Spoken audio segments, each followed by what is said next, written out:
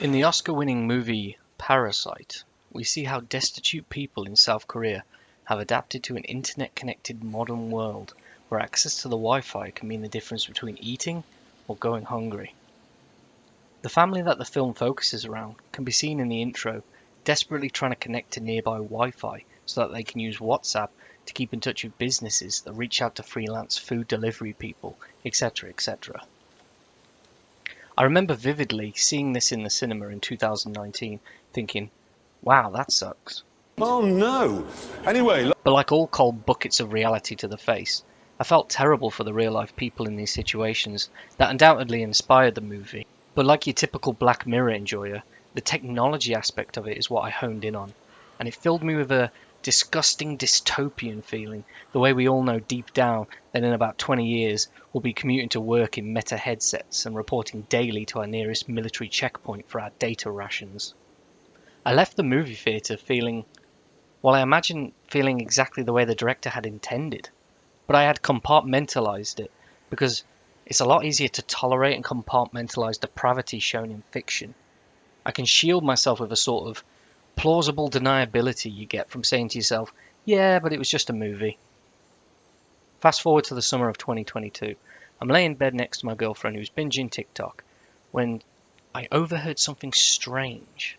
It was a heavily accented woman talking about scoops. I remember thinking, what in the fuck am I watching? My girlfriend turned to me after noticing I've been watching over her shoulder for a good 5 minutes, and she said to me, isn't it amazing? I'm obsessed. I really want a scoop for myself. You 3 order first. I will give you a million 10 order free gift. I already got 10 orders. 1.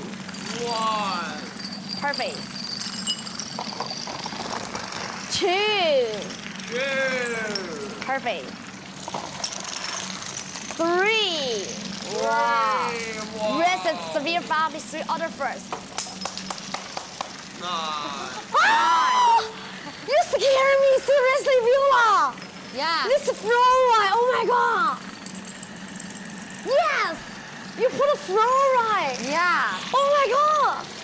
You are so lucky. It's dark green! Very And then expensive. Now, the dickhead part of my brain that won't allow me or anyone I love to enjoy things thought, oh, it's just some random woman selling crappy cheap gems to suckers online. What else is new? And then it happened. A realization kicked in, as it often does. The realization to me that people in China and other deprived areas are able to connect a phone to the Wi-Fi, maybe not even their own Wi-Fi, and move their street hustle online to thousands upon thousands of gullible buyers. And it took me down an existential spiral. Now, I love a good existential spiral as much as the next person, but during my freefall, all I could think about was how before, these people from all countries, including Western countries, by the way, I don't want you to think I'm under some illusion that this behaviour is confined to non-Western countries, but these people, they had no or very few options when it came to making money, and yet now they can take a street hustle of crappy 2-cent plastic gems and sell them to millions of people online.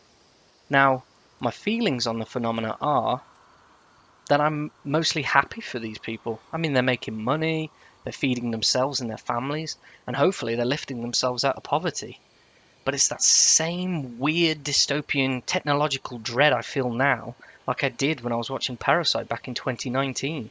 That there's nothing for some people in their own country, no jobs, in their own country, let alone their own town or city.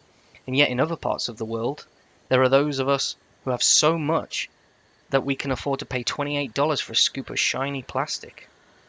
It's the idea that there will be whole communities of streamers with apartments full of plastic crap, that these people that survive solely on the spare money of others.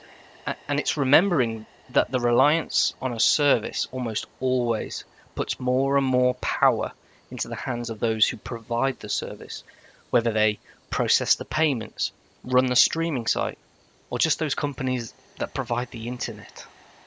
My final thought on the matter is that it reminds me of the South Park episode where they made fun of the jewelry networks that take advantage of elderly people who are desperate to leave behind something for their children and grandchildren and wrongly think gold and jewels are worth a damn in a world where we're all too busy clambering for a couple scoops. away, like the Lapidary Pyramids and also the giant zebra tower and also one scout. So could you please tell me what you want for free, honey? So let's move on first. She's here, right? She's here. Yes, sounds good. She's gonna get all the scout, I'm pretty sure. So let's get it. Let's get it.